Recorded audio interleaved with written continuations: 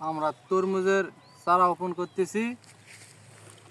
দেখেন কিভাবে তরমুজ চারা আমরা ওপেন করি।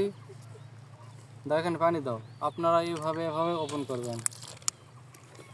এটা তরমুজের কুচি চারা, কত সুন্দর দুইটা, এত সুন্দর দুইটা গাছ। আর এভাবে করে নেবেন। হ্যাঁ, এভাবে নিয়ে এই যে কত সুন্দরভাবে উঠে গেল। এভাবে দেবেন, সুন্দর করে এভাবে দেবেন, আস্তে করে। কচি চারা জোরে দিলে ভেঙে যাবে। সবাই এভাবে আস্তে আস্তে সুন্দর করে ঝুরা মাটি দিবেন।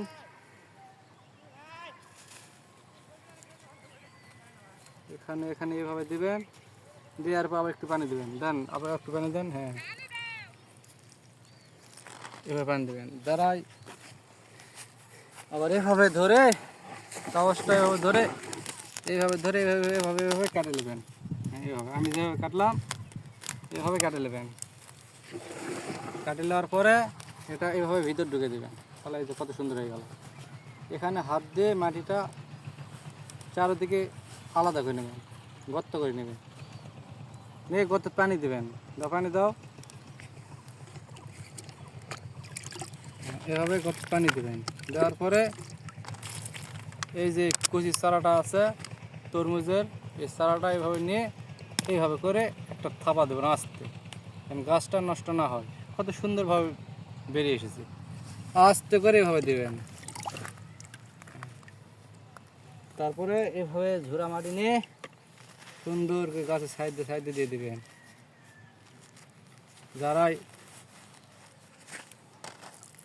তরমুজের চাষ করতে চান তারা অবশ্যই আমার বড় ভাই আছে, এনার সঙ্গে যোগাযোগ করবেন। কিভাবে কি করতে হয় আমার বড় ভাই ইনশাল্লাহ আপনাদের শিখে দিবে। আপনারা ওনার কথা মতন কাজ করবেন, তাহলে সফলতা লাভ করবেন। আমার কথা মতন কাজ করলে কিন্তু সফলতা লাভ করবেন না, যেহেতু আমি পারি না। আমার ভাই শিখে দিচ্ছে, আমি করতেছি।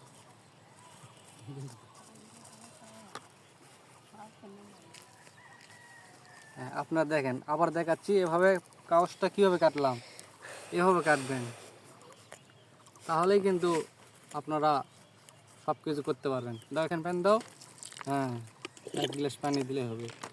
তারপরে দুইটা গাছ সুন্দরভাবে এই বেরিয়ে গেছে। এই পানির ভিতরে সুন্দর করে দেবেন। দিয়ে পাশে মাটি ঝুরা করে নেবেন, তাছাড়া কিন্তু ঝুরা মাটি পাবেন না। হ্যাঁ, প্রতিটা চারা গোড়াত অল্প করে ঝুরা মাটি দেবেন সুন্দর দিয়ে।